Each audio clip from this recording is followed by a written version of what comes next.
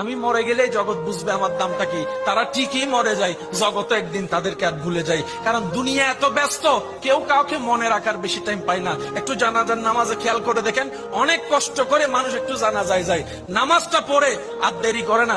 কবরস্থান পর্যন্ত যাওয়ার মানুষের সংখ্যা দেখবেন যে একদম কম, কবর দেওয়ার সময় মানুষের সংখ্যা দেখবেন যে আরো কমে গিয়েছে।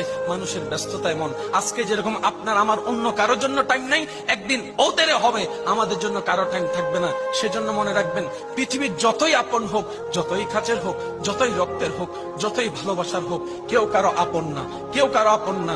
দিন শেষে বাস্তবতা মেনে নেওয়াটাই বুদ্ধিমানের কাজ। কথা বলেন ঠিক কিনা? সময় আসলে আপনরাও চোখ উল্টাইতে 2 মিনিট করে না। এমনও বাস্তবতা দেখা যায়, যাকে এক সময় আপনি খাওয়াইছেন সেই আপনার পাত থেকে ভাতের পাত কিনে নিয়ে যাবে। যাকে আপনি হাসির ব্যবস্থা করে দিয়েছেন, থাকার ব্যবস্থা করে দিয়েছেন, সেই একদিন দেখবেন আপনার জায়গা দখল করার জন্য পায়তারা প্ল্যানিং করতে থাকবে, পায়তারা প্ল্যানিং করতে থাকবে।